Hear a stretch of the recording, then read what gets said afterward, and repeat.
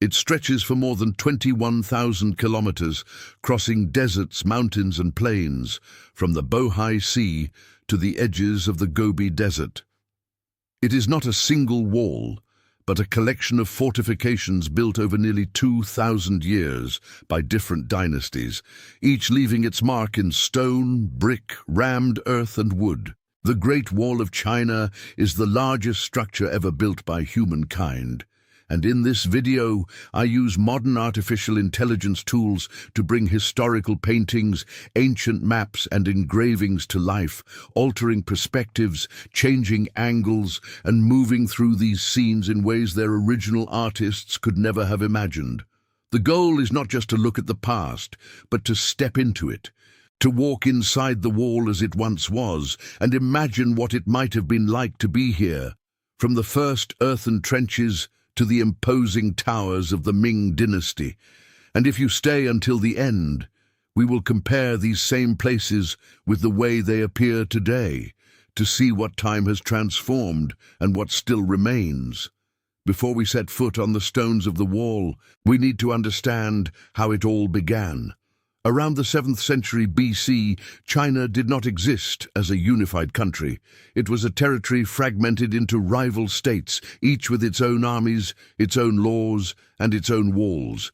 During the so-called Warring States period, 7 kingdoms fought for control of the region, and each of them erected barriers along their borders to protect themselves from their neighbors and from the nomadic peoples who came from the north. These were structures made of compacted earth, ditches, and wooden palisades, nothing like the wall we know today. But they already carried within them the principle of everything. Unification happened in the year 221 BC, when the state of Qin conquered all the others, and General Ying Zheng adopted the title of Qin Shi Huangdi, the first emperor.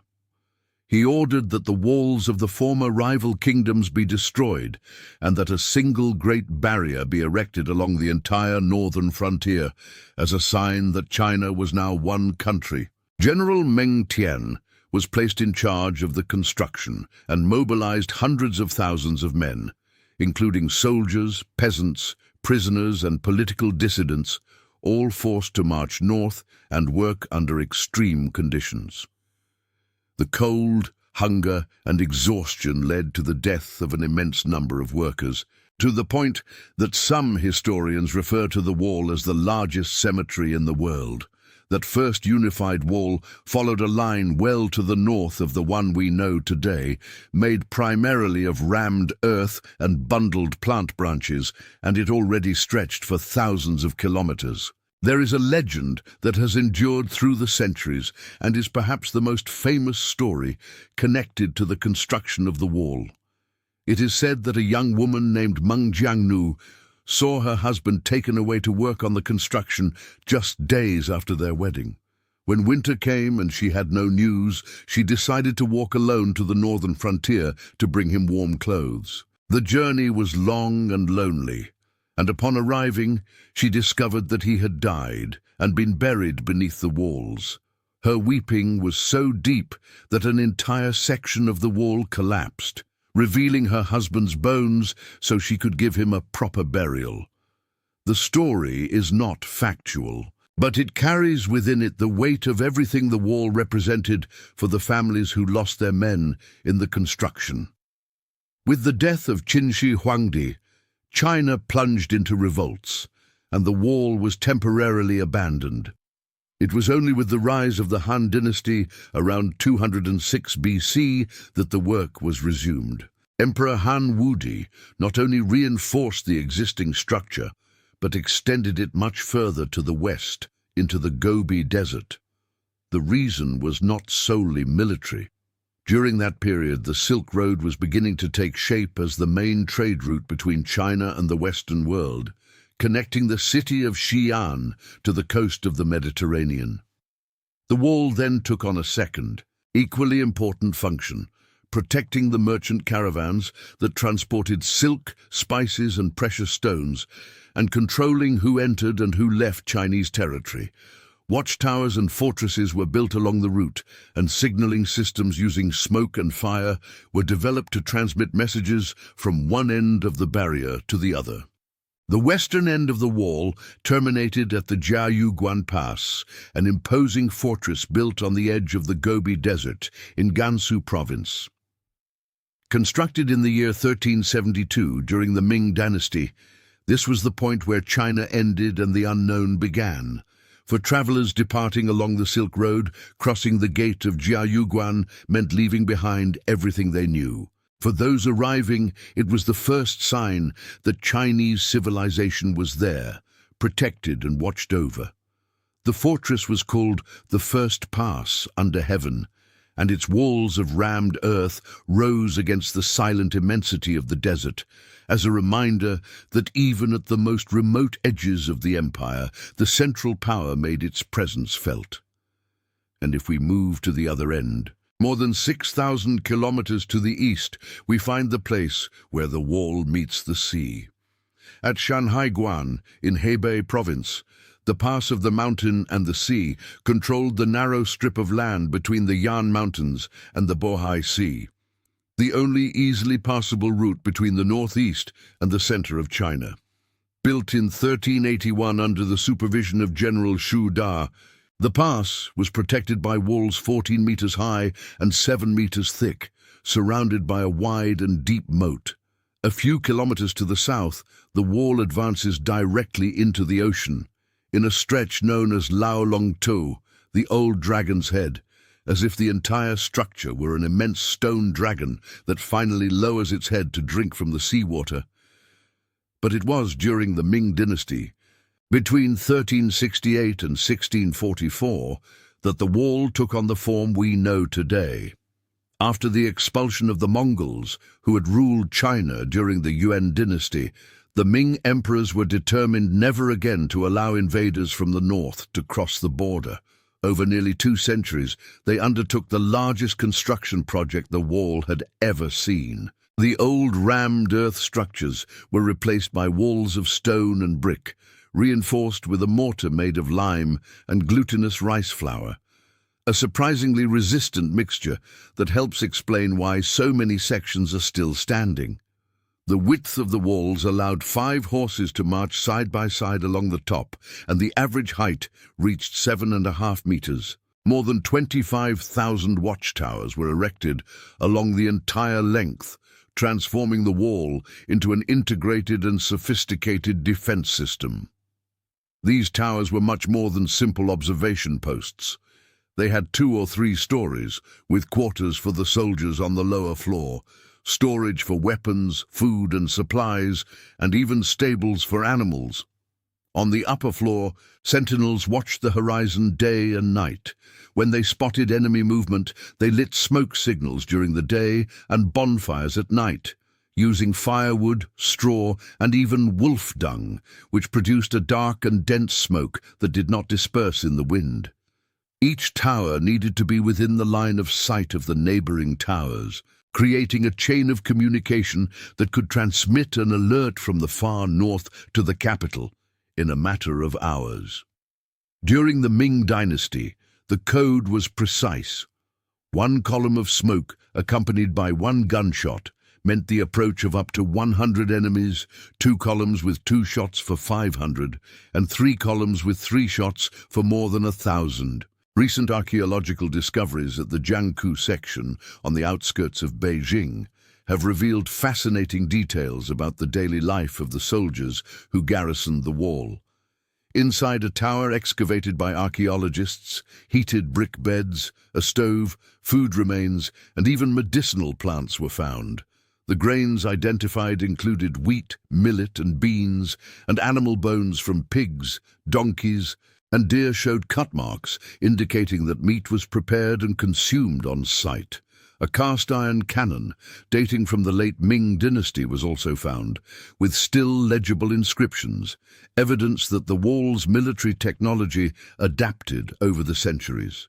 The Mutianyu section is one of the best preserved stretches of the entire wall. Located about 70 kilometers north of Beijing, it extends for more than 5 kilometers along mountain ridges covered in vegetation, with 23 original watchtowers densely distributed along the route.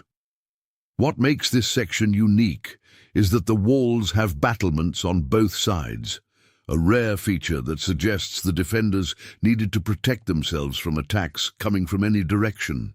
The wall we see there today is a faithful reconstruction of the fortifications built in 1568, and the surrounding landscape, with pines and maples covering more than 90% of the area, changes color with every season of the year. Further north, the Jinshanling section offers a different experience. Located about 150 kilometers from Beijing, it is half restored and half wild, which allows you to see both the wall as it appeared in its splendor and the stretches where time has done its work. Watchtowers appear at every turn in the path, and the surrounding mountains create a scenery that photographers consider the most beautiful of the entire wall. On foggy days, the towers seem to float above the clouds, and it is easy to imagine how a soldier stationed here 500 years ago would have seen exactly the same landscape, with the same feeling of isolation and vigilance. The battling section is the most famous and the most visited of the entire Great Wall. Located less than 70 kilometers from Beijing, it was the first stretch open to the public and receives up to 70,000 visitors per day during the high season. Its walls have been extensively restored with handrails and accessible pathways, and a cable car takes visitors to the top. This is where most tourists have their first encounter with the wall, and despite the crowds, the scale of the construction remains impressive. The walls are wider and steeper than in other sections, and the climb to the highest points demands stamina. And then there is Sima, the only section that maintains the original appearance of the Ming Wall without modern restorations. Located about 120 kilometers from Beijing, its walls follow a sharp mountain ridge with an incline that becomes vertiginous at certain points. The stones are worn, some bricks are loose, and in certain stretches you need to use your hands to climb. It is also the only place where you can visit the wall at night, illuminated against the dark sky, an experience that did not exist for the soldiers who patrolled it centuries ago, but which offers a completely different perspective on the scale and solitude of the place. The wall lost its strategic function around the 17th century when the Qing dynasty expanded China's borders to the north, rendering the barrier obsolete. General Wu Sangui opened the gates of Shanhaiguan to the Manchus in 1644, and with that, the Ming dynasty came to an end. In the centuries that followed, the wall was abandoned. Wind, rain, ice, and desert sand slowly wore down what millions of hands had built. In some regions, peasants removed bricks cut centuries earlier to use as building material for their homes. It is estimated that only about 30% of the original structure is in good condition today. The rest exists in varying degrees of deterioration, covered by vegetation, swallowed by sand, or simply gone. It was only in the 1980s that restoration efforts began in a significant way, when Deng Xiaoping turned the wall into the great national symbol of modern China. In 1987, it was declared a UNESCO World Heritage Site, and in 2007, it was elected one of the new 7 wonders of the world. Today, more than 10 million people visit the wall each year, and the Chinese government uses drones and satellites to monitor the state of conservation of the most remote stretches. There is a delicate balance between preservation and tourism, and in some places that balance has not yet been found. Now, I want to bring you to the present and show you how these places appear today. Thank you for being here. And if you have suggestions or requests for future videos, leave them in the comments. Let's go. The Jiayuguan Pass, where the wall met the Gobi Desert at the far west, still rises as a solitary fortress against the arid landscape. Its walls have been restored and house a museum that tells the story of the construction and life on the frontier. Around it, the immensity of the Gobi continues exactly as it was centuries ago, silent and relentless. Shanhaiguan, the pass of the mountain and the sea at the far east, retains its enormous gates and restored walls. The main gate still displays the inscription, "First Pass Under Heaven," and the old military complex now functions as a tourist area.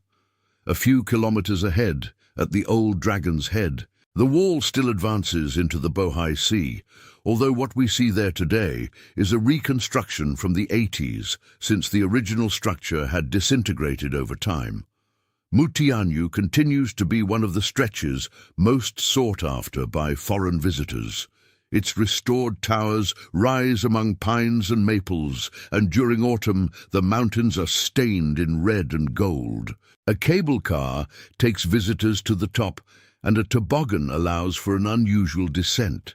Despite the adaptations for tourism, the essence of the Ming Wall remains intact in those stones.